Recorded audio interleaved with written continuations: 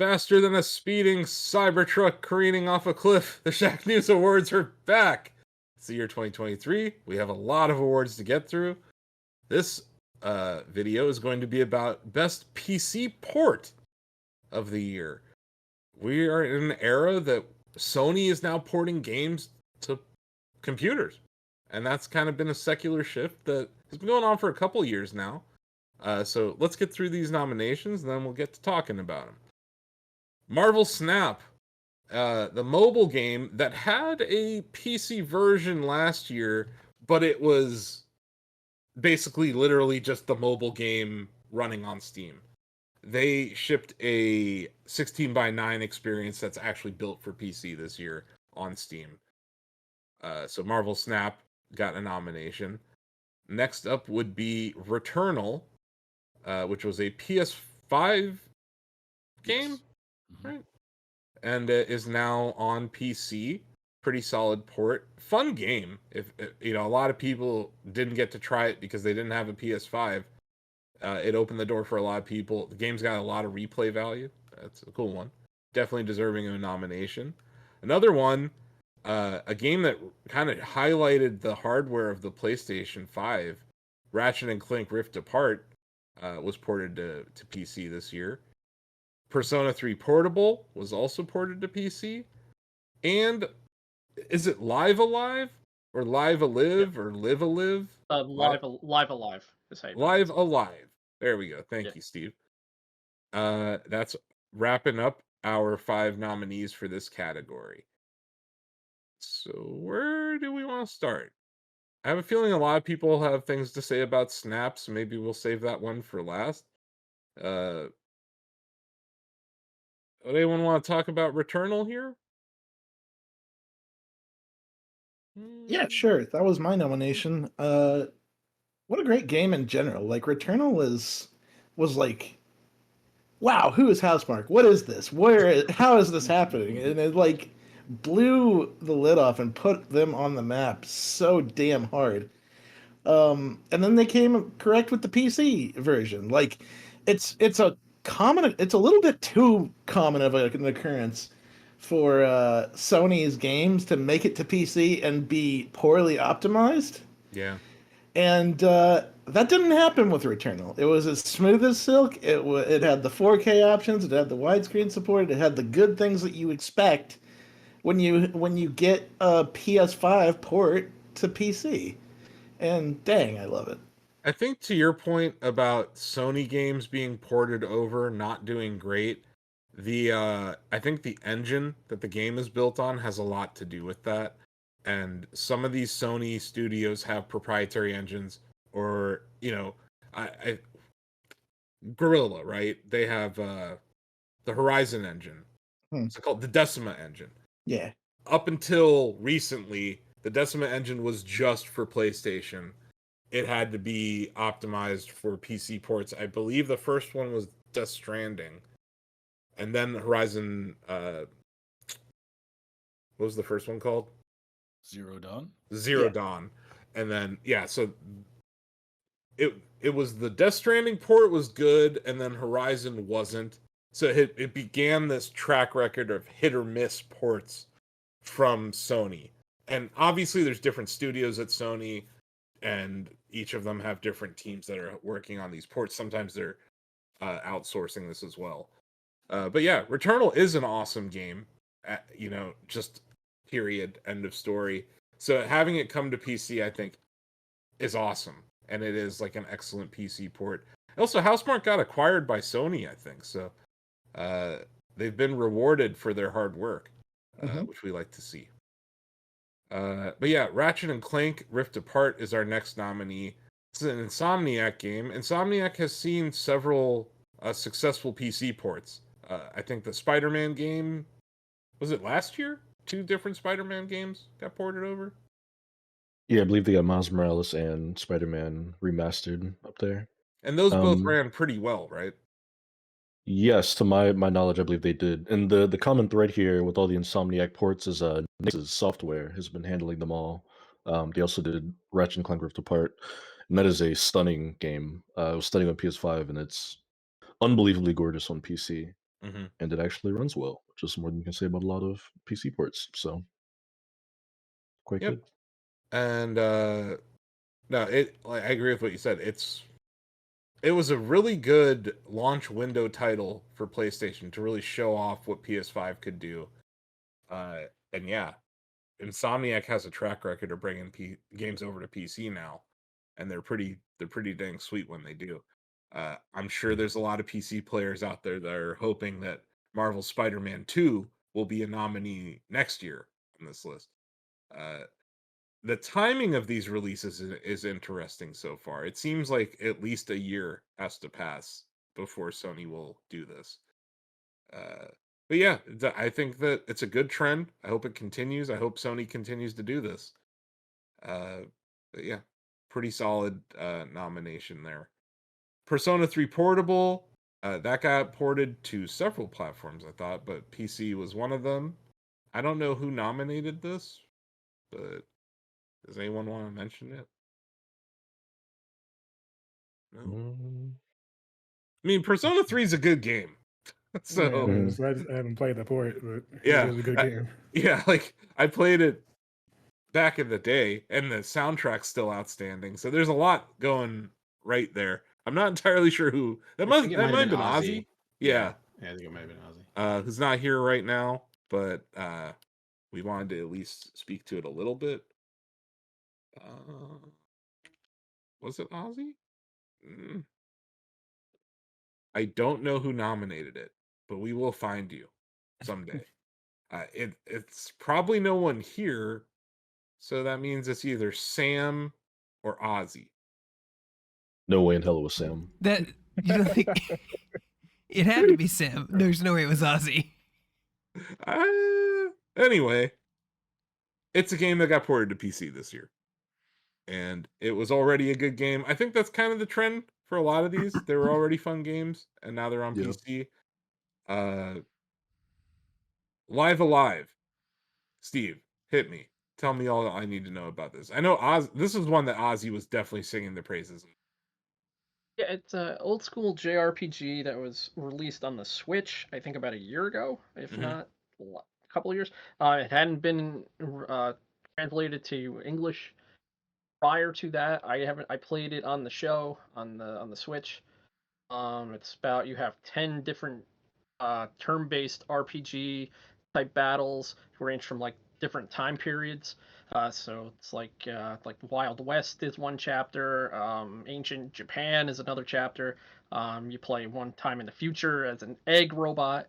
You're trying to keep an alien invasion from affecting the space station, and everybody hates the robot and things like that. The music is really good. Yeah. The writing, you know, what are you gonna do? It's JRPG game writing is hit or miss. It's also Sometimes a 90s. It's like a 90s JRPG being localized in 2020s. So yeah, there's gonna be some lost in translation moments for sure. I think the other cool thing about it, Steve, is the art style, where they kind of took that Octopath Traveler art style and they applied it to Live Alive, right? Yeah, but they did a lot of like a 2.5 HD kind of style, like because that's the niche thing right now, where a lot of companies are doing that, like Octopath Traveler and things like that, where they're making it it's 3D environment, 2.5D style sprites. But another thing, the voice acting is really good in the game. It has not full voice acting, but mostly the lines are all voice acted. Everybody does a really good job. The final bosses in each chapter are a pain in the ass at some points, and then the final boss is just, I'm not going to spoil it, but it is hard. Nice. And yeah, it's rated extremely well on Steam right now, 9 out of 10 by the users. So it is being received very well. It was also received extremely well on Switch. So if your game runs well on Switch, God, I hope it can run on PC, because the Switch is a very, very old chipset at this point. Incidentally, yeah, I don't think it would have any I don't think it should have any problem. I mean, it's pretty much a 90s Super Nintendo game, so hopefully it should be able to run on PC with no problem. Incidentally, it's not on really YouTube well either. It's a game. What? Live a Live is not on a category. Every single time Steve streams it, I'm like, I can't label it. It doesn't have the game. It's probably available in the YouTube database, but only by its Japanese name or something weird. Oh, okay. Yeah, that Yeah, probably might something be like it. that. Yeah, I've run into that a couple of times too. And then yeah, Marvel Snap. I kind of glossed over it at the beginning because I have a feeling, knowing our staff, I have a feeling that people may be voting for this. Mhm. We have a lot of people playing Marvel Snap here, so I don't know who wants to talk about the PC port. I think Denny, you've been playing it a lot on your PC, right? Yeah, I've been enjoying the PC end because having a dual monitor setup, I can put it on one end while I get other stuff done on the other. Mm-hmm. So it's been pretty engaging on that end when I'm not extremely frustrated from losing to Elias from the last game. But yeah, I've been enjoying the PC end. They definitely have put some time into the full widescreen setup, and I've been using that more than the mobile end nowadays for that reason. Yeah, It definitely has come a long way from just being a basic vertical, mobile port a year ago. I think it's made it more compelling to watch too, like on a stream. Oh, for Like, sure. yeah, like the 16:9 aspect ratio. They take advantage of the screen real estate very well. Yeah. But The yeah, content creation and other, streamers that I see, they're able to do a lot more with the overall content and stuff like that on screen, mhm. having the full layout the way it is now too. The And there's also PC, some decent plugins too for it. So the PC version, like I don't know if I play the PC version more than mobile. I would doubt it, but I have like I think well over 100 hours into the PC version. It's my default way when I'm managing decks. Like managing a deck on mobile isn't quite as intuitive, especially when you get into upgrading cards and you have like 5 versions of the Hulk and at various stages of upgrading, like being able to open that on a monitor and see them like displayed better so that you can kind of like choose what you're going to upgrade or what can be upgraded or look through your favorites. Um, Anytime I'm spending credits that I've earned that I want to use to upgrade my collection level, like I prefer to do that stuff on PC. Deck building I prefer to do on PC. Um, yeah, and I am certain I have a far higher win rate on PC as well. I don't know why that is, but it is. I'm a much better PC player than mobile player. And Bill, isn't there also, I don't know if it's in the app or if it's an add-on, there's also stuff you can add on to the PC port where you can like see what cards you have left in your deck, what's been played, what's been Yeah. removed, like in real Yeah. time to the left and the right. I think Donovan uses it sometimes. Just helps you gauge what's been played, what your opponent has played in the past like 4 turns. I think those things exist for mobile as well. I don't Yeah. use them for mobile, but yeah, there are they're not an advantage because like for example, they are an advantage, but I mean anyone can use them. Being able Information to you see already what have. cards, like if you're playing a discard deck and you've discarded like 4 cards and you're about to play, I don't know, like Ghost Rider, you pull a card back, like knowing what is in your graveyard is important, or knowing like what cards are still in your deck that you could pull on turn 6, like hey, I know I have 3 cards still in my deck. I don't know what they are. Those kind of things, those add-ons do help, Greg. And also, I just find it easier, like the integration when you use websites like I don't know them all, Donovan, but like Marvel Snap Zone is one of them, where you're able to see your collection a little bit easier and like manage. That's what I mean by the management side, though. Like anytime I'm Yeah. managing my collection, it's easier on PC. I think they added like a filter to the card screen that made it slightly easier on mobile, but that's obviously also on the PC version. And I agree with you that just being able to click and I think it's just faster going through your deck on a PC. And it's certainly not bad on mobile. It's No. just you get a much bigger screen, you get the control of a mouse, you get I think you get that's to it, see the though. card art in a larger resolution. I think it's both those things though. It's the screen real estate and the mouse input that just like Hearthstone to me was like I'm playing this on PC, and then I played the mobile. I was like, oh, okay. But yeah, I do think it was weird seeing this release after the fact. I remember when Snap shipped last year, I was like, it's on PC, kinda. But now I feel like it's we're almost to the place where it's esports ready. I'm not talking about the meta. I just mean the presentation. Seems like it could be an esport now. It isn't yet. I don't know Yeah, if that's a I like second the dinner.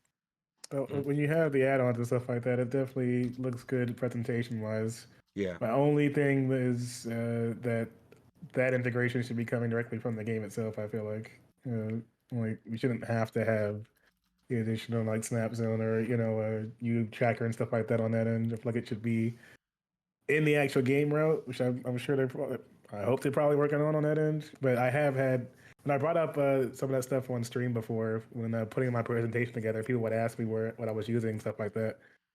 That people would also bring that up to you, where they're like, "This would be awesome in the actual game. I just load it up on Steam and it's ready to I roll." don't think they're gonna do it.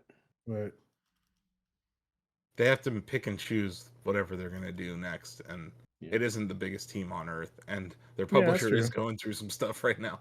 I do want to push back on that just a bit because I know where you're coming from, Denny. But I think one of the advantages of PC games is to accessorize like that. It's no different than in WoW when you could download all sorts of extra UI stuff. It's just one of the bonuses of PC gaming, I would say. Like there are all sorts of reasons, to Asif's point, that a developer might not be able to do it, but if you play on PC, you have access to this stuff, and I think that's part of the experience. You know what I mean? I'm also speaking from someone who, I never got into any card games like Hearthstone or any of that stuff here. So this is my first time really going that route.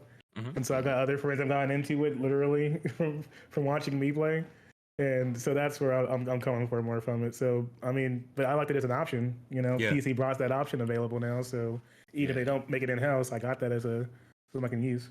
Yeah, at the very least, it's made it just, like I said it already, but I think it's just made it more fun to spectate that game than it was. I think it's this isn't necessarily a benefit of the PC port, but also like obviously it's easy to run. Like it doesn't take a beast PC. Like pretty much anyone with any kind of who can run Steam is going to be okay here, which is what I like about it, because if I'm playing like a PC or a GPU intensive game, I oftentimes don't want to watch a stream on my second monitor and play the game.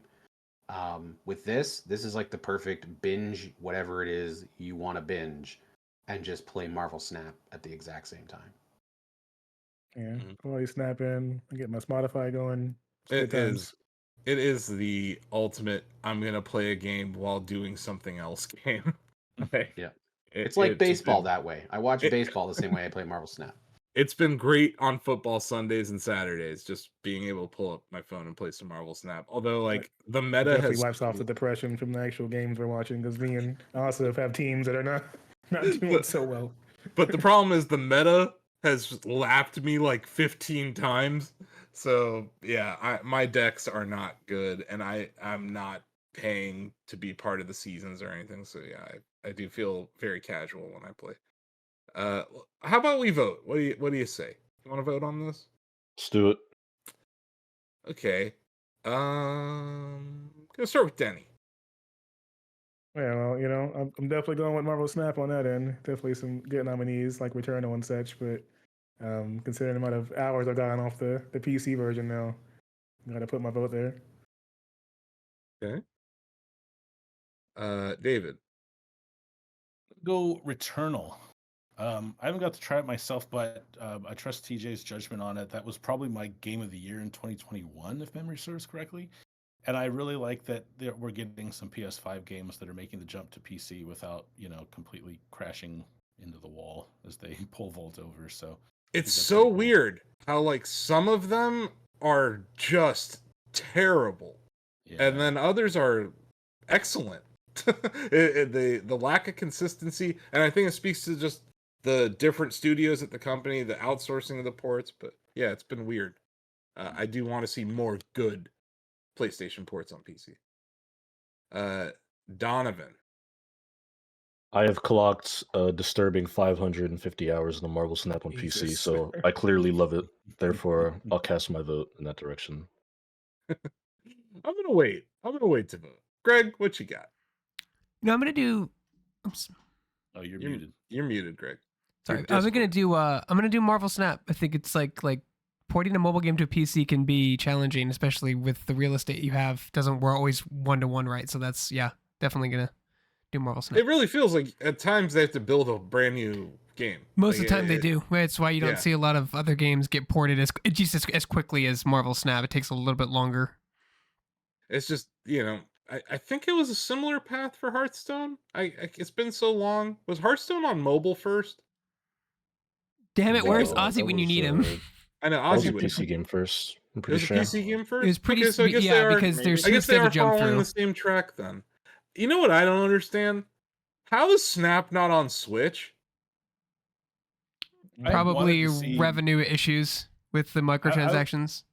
I have wanted to see more touchscreen based games on Switch. Like it's right there, Yeah. and nobody's really using it. Like they should add controller support because it's there. But I would be fine with more touchscreen only games. You know. Yeah. I just Mhm. I would love to play Marvel Snap in 16:9 on a Switch. If it had touch controls, that'd be awesome too. Obviously, you have to port it to have regular control support too. Okay, well, we got 3 votes for Snap, 1 for Returnal. TJ, Going with Returnal. Bill, At a measly 107.7 Marvel Snap hours, I will vote for Marvel Snap. Steve. I'm gonna go with Marvel Snap as well. Okay. Let me see what the other guys had to say. I have a feeling I know Ozzy's vote. Yeah, it's Marvel Snap. Ozzy Which votes sounds for good. Marvel Snap, so that would be 6 votes. Sam voted for Returnal, meaning my vote doesn't matter. I'm gonna vote for Snap anyway. It's an excellent Sounds port. good. I love the game already, but yeah, they brought something new. At least, like, it feels different. I know it's the exact same game. I know my progression carries over. I do like that aspect of it though. Yeah. That the cross progression is there. That you can play a game. You can build a deck on one device and play that deck on another device. To Bill's point, he's managing his decks on PC, but that transfers over to mobile when you're on the couch, right? So Yeah. I think that it really adds to the gaming experience for a lot of players, and obviously Donovan is hopelessly addicted to it. I think it's real quick. I think it's very, very interesting that we were so high on how good it was of a mobile experience a year ago. Like we were talking about the buttons and how satisfying it was and how intuitive it was, Mhm. and then to then be equally as high on the PC port actually says something pretty cool. Yeah, so Second Dinner makes some mighty fine video game. Yeah. And congratulations to them. They have won the Shacknews Award for Best PC Port of the Year 2023. Hallelujah.